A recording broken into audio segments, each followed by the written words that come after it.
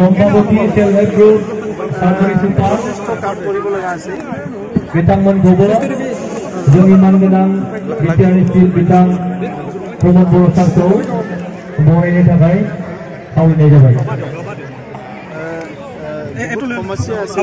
दा गासै रायजो राजाफोरनिसिम मोनसे खावलायनाय जोङो ओंखाम সিটো সকলো দিশৰ পৰা দুৰ্বল কৰি পেলাইছে গতিকে প্ৰশাসন যন্ত্ৰটো আমি অলপ শক্তিশালী কৰিব লাগিব আৰু এইটো কৰাৰ কাৰণে আজি তিনিটা দল মিলি ইউপিপিএল বিজেপি জিএসপি এই চৰকাৰখন আমি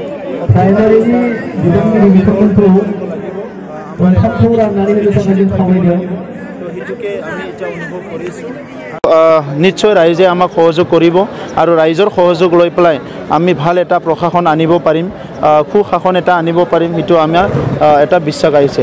আপোনাৰ এই দুদিনত কি দুৰ্নীতি চকুত পৰিছে? চাওক দুৰ্নীতি বুলি ক'লে BTC আৰু দুৰ্নীতি এইটো একদম বহুত মানে ভাল বন্ধু হৈ গৈছিলে যোৱা 17 বছৰত। তো এই বন্ধু দুটাৰ মাজত অলপ ব্যৱধান আনিব লাগিব। BTC আৰু দুৰ্নীতি এইটো মানে এটা পইচাৰ ইপিটি কিপিটি হৈ গৈছিলে।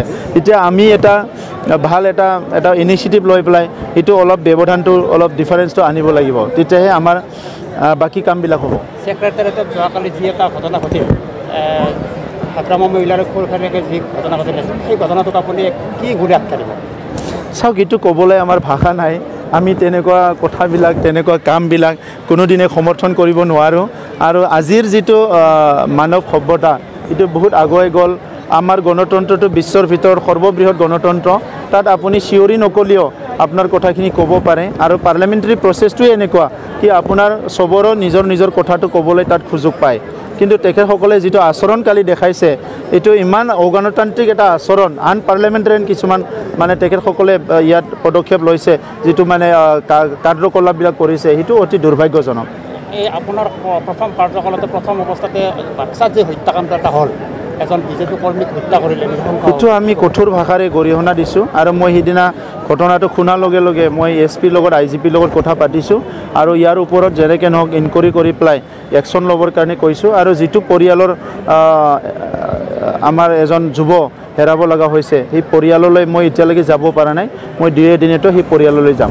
এইটো কিবা বিটিআৰক অশান্তি কৰাৰ পৰিকল্পনা কিবা নিশ্চয় থাকিব পাৰে কিছুমান দুষ্কৃতিকাৰী। এইকাৰণে মই অপেনলি কৈছোঁ কি কোনোবা যদি দুষ্কৃতিকাৰী এতিয়াও সমাজত অস্থিৰতা আনিবলৈ বিচাৰি আছে তেখেতসকলে অলপ সাৱধান হোৱা ভাল, কাৰণ এইটো আমি কোনো কালত সহ্য নকৰোঁ।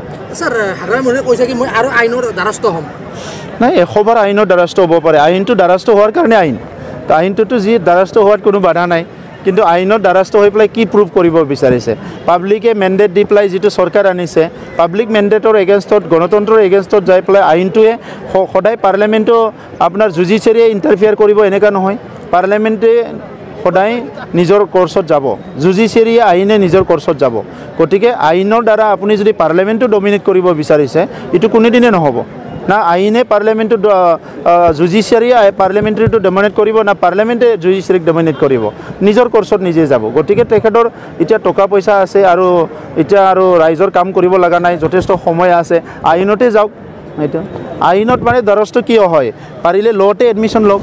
এফালে আইনৰ দ্বাৰস্থ হ'ব বিচাৰিছে, আনফালে আপোনাৰ লগত হাত মিলাইছে হাগ্ৰামা মহিলাৰী। এইটোৱে হাগ্ৰামা মহিলাৰী। তেখেতে কৈছে না মই সুবিধাবাদী মানুহ। Thank U.